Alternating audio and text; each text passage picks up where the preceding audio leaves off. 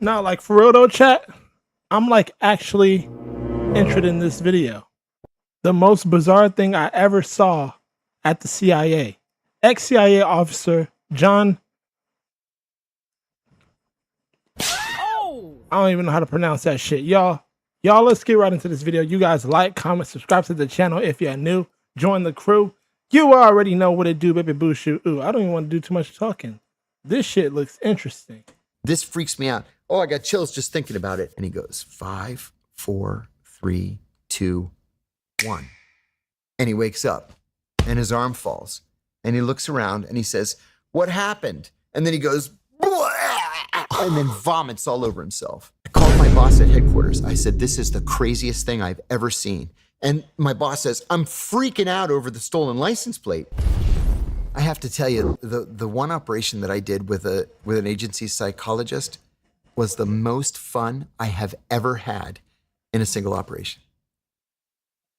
We had a walk-in. A walk-in is somebody who literally walks into an American embassy off the street and says, I have intelligence I want to pass to the CIA. 95% of them are lunatics. The other 5% are intelligence peddlers who just want you to give them a couple of $100, and then they go to the British embassy and the Russian embassy and the French embassy and the Israeli embassy, and they just do the same thing, and then that's a month's salary, right? Some are probes from terrorist groups or enemy countries. They're just looking to see where the cameras are, how thick the doors are, who's armed or not armed, how far into the embassy they can get before they're stopped. But most of them are just lunatics. Yeah, 95% are fucking crazy. All right. I get it. I'm still trying to figure out what is he going to get at. In the beginning, it sounded like some hypnotized bullshit. But I may be wrong. Let's see. And then there's 1% that's the real deal. If you look historically, by reading Cold War era memoirs, the best recruits the CIA has ever had were walk-ins. Because you don't know who this Russian KGB colonel is. You're never going to encounter him. But then one day he just walks into an embassy somewhere and says, I'm a KGB colonel and I want to give you everything I have. And I want $1 million. And you say, I'll get the giant sack of money. You start writing, you know? Yeah. Really? I'm being facetious, of course, but not too much. So we had a walk-in who said that he had seen an assassination. He said that he's driving down this highway and he has to take a leak. And so he pulls off an exit and there's this old abandoned church there, and he parks his car behind this big banyan tree and he's taking a leak. And while he's taking a leak, a van pulls up. A bunch of guys get out of the back of the van. The source sees 2 motorcycles in the back of the van and hears one of the guys say, does he still live? And the other one says, he should be dead by now.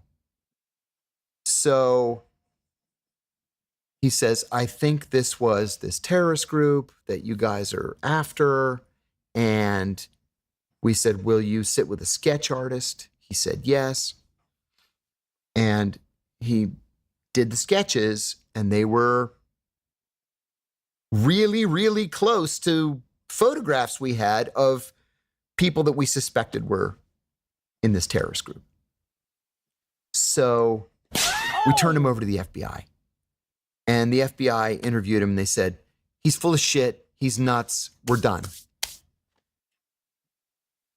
Have you ever wanted to... Remind me, chat. See your home from I need space? to get with this free YouTube satellite Earth Maps tool, Premium. you can zoom right down to your... Well, we just took him back. And we said, how about if we fly to London? We have a nice dinner. Everybody's relaxed. We're all friends. And we talk about this in more detail. He said, great. So we fly him to London. He was so poor, the poor guy. I remember this. He flew to London. It was freezing. And he didn't own a coat. So I went out and bought him a coat just so he wouldn't, be frozen solid by the end of the 3 or 4 days. So I flew out to London with 2 psychologists, but one of the psychologists was a licensed hypnotist. And Yeah. and I flew out there with another case officer. So we both think spoke I'm the right. language. And so we're going to act as translators for the hypnotist. It's hard work being a translator, let me tell you. And you have to be like, speaking like this. We're going to count backwards. 10, 9, 8. It's very hard. So the night before, we go out to some bookstore, we go to a nice restaurant without the guy. The guy hasn't arrived yet. So just the agency people. We went out. This is going to be our plan. We're going to, have all the lights off. We're going to be in the darkened hotel room, speak very softly. We're going to put him under. And I said, come on. I said, hypnosis isn't really a thing, right? It always just seemed like bullshit to me. I can honestly agree. I always thought hypnotists were damn near paid actors. Like they pay people to act like they're actually doing some shit. Somebody let me know if that's actually a real thing. I don't know. I don't know what to believe, but all my life I've believed that hypnotizing somebody is not real. I seen the movie Get Out and the whole hypnotizing thing. That's the only movie that made me think like, yo, with frequency and all that shit, what that woman was doing, that could be true. It could be true. But I would have to see it with my own eyes to even believe it. And he said, no. He said, we're gonna really put him under. And he said, the funny thing is that smart people go under much more quickly than stupid people do, which I still don't fully understand. But damn, he said, we're gonna ask him all these questions. I said, well, how long does this last?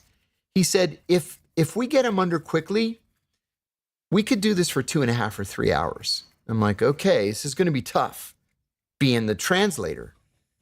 So the guy arrives and, welcome. This is Dr. So-and-so. This is the other Dr. So-and-so. And, my colleague. And so, get comfortable. You need a drink or you use the bathroom. We're going to hypnotize you to help you remember some of the things that you saw that day. So what? This is one of the wackiest things that I ever witnessed at the agency. So I was the first translator, and I told him, we're going to count backwards from 10 and just relax and think about the numbers, right? So we start, and he said, I want you to raise your hand like this. And it wasn't propped. It was up in the air like this. And he said, don't put your hand down until I tell you to. He held his arm there for 3 hours. It was inhuman. A conscious person couldn't do it. No. 3 fucking hours? 3 hours. You're telling me this man raised his hand like this for 3 fucking hours? Ain't no way. He was hypnotized like that? So the guy's out before we get to 0, counting back from 10.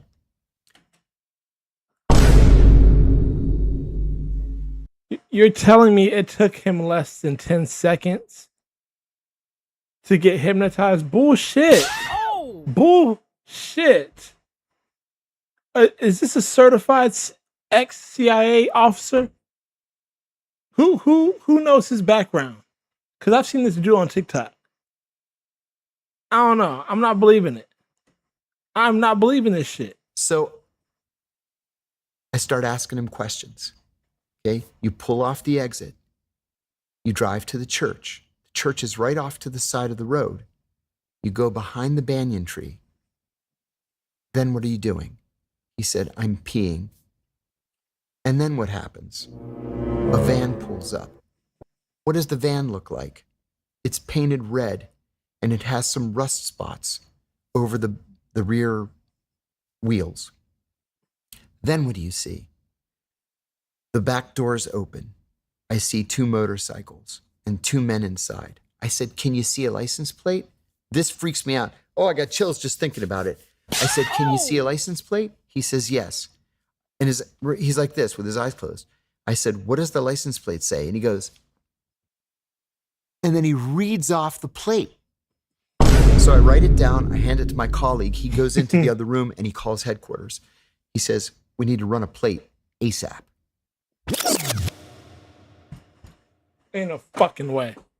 Ain't no way. Ain't no way. Y'all believe in this shit? Are y'all believing this shit?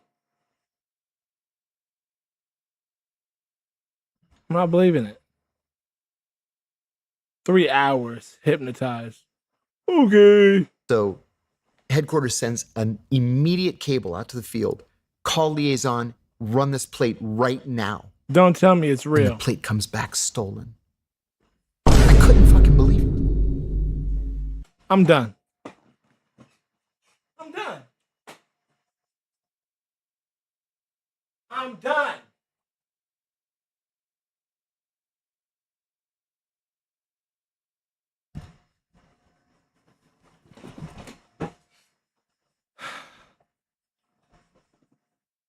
This nigga was right. Oh!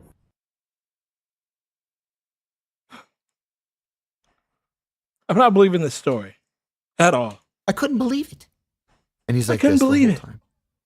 So I said, "Are the men talking?" "Yes." "What are they saying?" "Does he still live? He should be dead by now." And then what happens?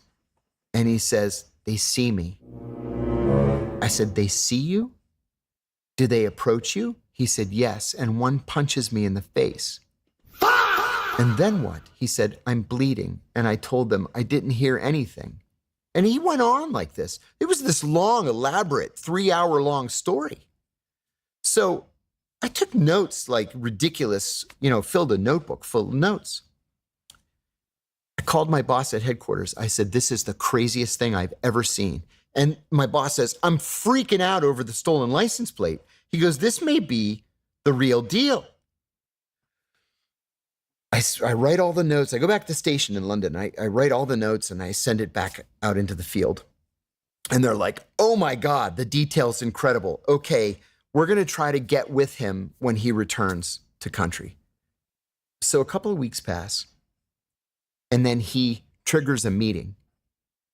And so my colleague who I'd been with in London flies out to meet with him. And the guy says, "They know who I am. They kidnapped me and they took me to a house and they beat me." And we're like, "Okay, where? Where was the house? When did this happen? How many of them were there? What did they look like? Were they the same guys you saw at the church?" He answered all these questions. And I said to my colleague, I said, "This doesn't make sense. Because the only way they would know who he was is if they were, with us. We knew where he lived, but there's no way that they would know." It just didn't make any sense. So I go to the FBI, and there's this one agent. She's actually big muckety muck now in the FBI. And she goes, "You CIA people, you all have your heads up your asses," she said. And I said, "No, you FBI people." I said, "You think everybody's lying to you." I said, "We're going to get medals when we crack this case." And she goes, "You people." So she wasn't helpful to me. If you're so profitable, why do you sell a course? Well, you know what? Here you go. What are y'all thinking, chat? Are y'all believing this shit? Because honestly, I'm not, and it's hard to believe. I'm not gonna lie. Hold on, let me see something real quick. And because my chat is not popping up really quick. Hold on. Hold on. Let me see some. Let me see something.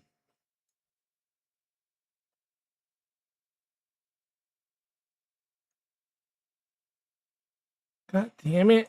Okay, hold on, chat.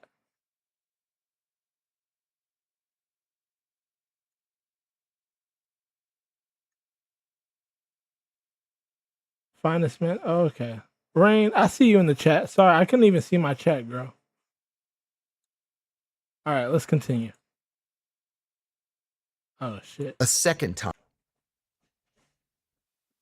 Then he calls a second time and he says that they kidnapped him again, but he had a tape recorder on him and the tape recorder was in his pocket and he recorded the whole encounter.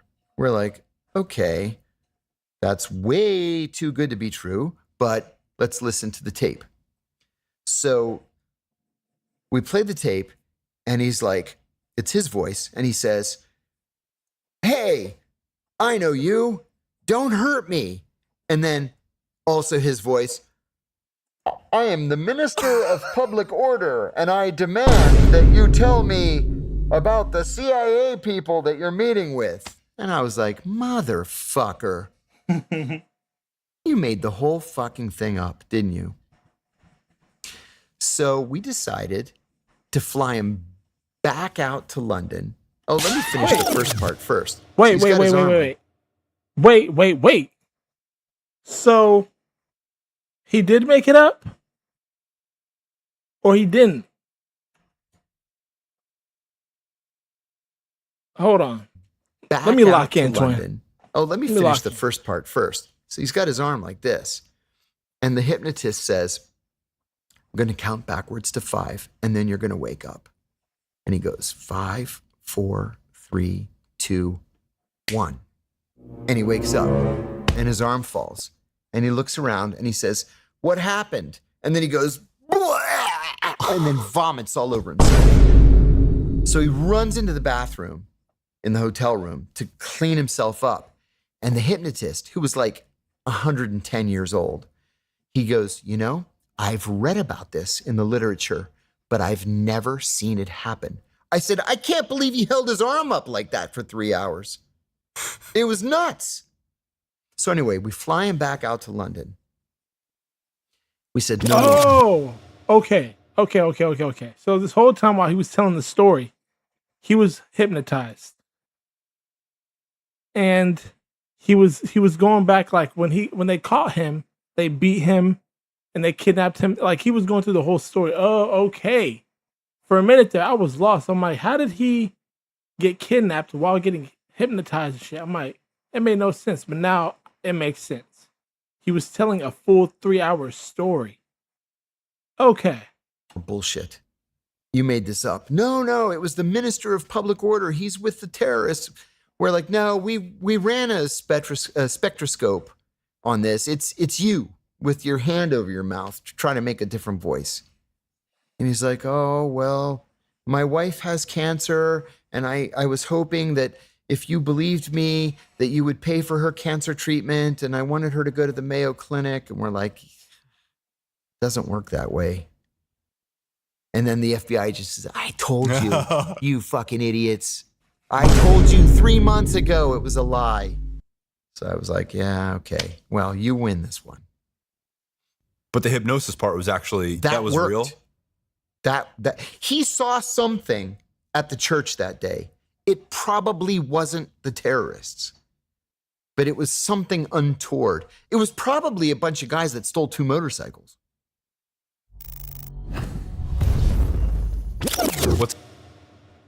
Wow. Okay. That was an interesting story time, I guess. It was more of like that was like how I'm feeling right now is like that's the craziest thing you've seen as an ex-CIA agent. Nigga, that shit pussy. Straight up. You saw some hypnotized bullshit. That's the craziest shit that you've seen in the CIA. I thought CIA agents seen way crazier shit than that. I don't think this person was real, if I'm being honest. I don't know. Somebody gonna have to fact check that shit. I don't believe ex-CIA officer John Kira or whatever the fuck his name is. I don't know. Anywho, if you guys made it to the end of this video, let me know what you guys thought about that. We're gonna react to something even better tomorrow, so y'all stay tuned. But if you guys made it to the end of this video, you guys like, comment, subscribe to the channel if you're new. Join the crew. You already know what to do, baby boo. Shoot. Ooh. Ex-CIA agent. My ass, nigga. Oh! Niggas be bullshitting on YouTube. This shit got 1.4 million views, though. I just want to show y'all that. 1.4 million views. A bunch of nonsense. Anywho, y'all have a blessed day. I'm about this bitch. I'll see you guys in my next one. Later.